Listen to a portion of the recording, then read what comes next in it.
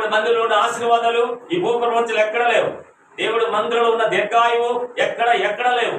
దేవుడి మందిరంలో ఉన్న సంతోషము ఎక్కడా లేదు. దేవుడి వాక్యంలో ఉన్న జీవము ఏ గ్రంథములో కూడా లేదు. ఎప్పుడైనా తెలుసుకున్నావు నువ్వు?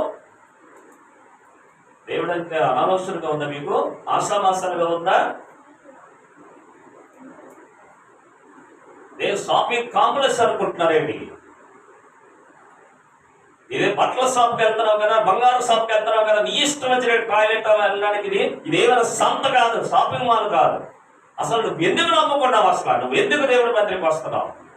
నువ్వు వచ్చి నువ్వేం చేయాలో నీకు తెలియటం లేదు. నువ్వు 5 సంవత్సరాలు 3 సంవత్సరాలు 10 సార్లు నమ్ముకున్నావు. నువ్వు నమ్ముకున్న దాని అయితే అసలు దేవుడి కొరకు ఏం చేయాలో నీకు తెలుసా? అసలు చెప్పండి. నీ బిడ్డలు నీ మాట వినకపోతే నువ్వు ఎంత బాధపడతావో. నిన్ను సృష్టించిన సృష్టికర్తల దేవుడు, తన ఆత్మ పెట్టిన దేవుడు, నువ్వు ఆయన మాట ప్రకారం జీవించకపోతే ఆ తండ్రి కూడా హృదయం అలాగే బాధపడతాడు. నీకు ఆదివారం ఇచ్చాడు దేవుడి మందిరికి రావడానికి. ఆదిమ సంఘములో సంవత్సరానికి ఒక్కసారి కూడుతారు. సంవత్సరానికి ఒక్కసారి కూడటానికి యెరూషలేము దేవాలయంలోకి వచ్చేవారు. వారం రావడానికి కాదు, సంవత్సరానికి ఒక్కసారి ప్రపంచ నలుమూలల్లో వాళ్ళందరూ అక్కడికి వచ్చి ఆ దేవాలయంలో కూడుకోవడానికి ఎదురు చూస్తూ వచ్చేవారట.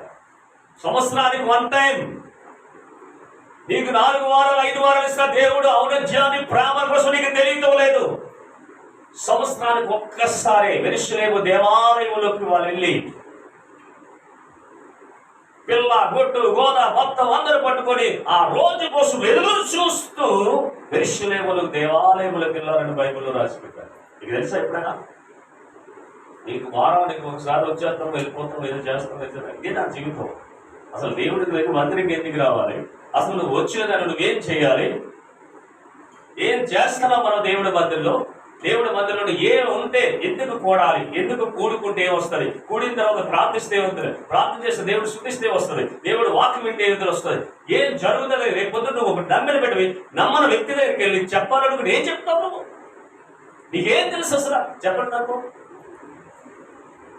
మా పాస్టర్ గారు ఎవడన్నా ఉన్నాడు పాస్టర్ గారు పొగడానికి. పాస్టర్ గారిని పొగడానికి కాదు మిమ్మల్ని దేవుడు మిమ్మల్ని పిలుచుకొని రక్తంలో కడిగింది.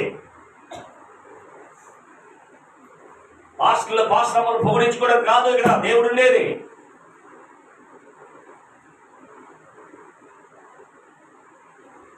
ఏం కావాలి మరి? ఏం తెలుసుకున్నావు దేవుడి కోసం? 10 సంవత్సరాలైనా, 20 సంవత్సరాలైనా, లేదా 5 సంవత్సరాలైనా, లేదా 1 సంవత్సరం ఏంటి తెలుసుకున్నావు నువ్వు దేవుడి కోసం? ఒక్క మాట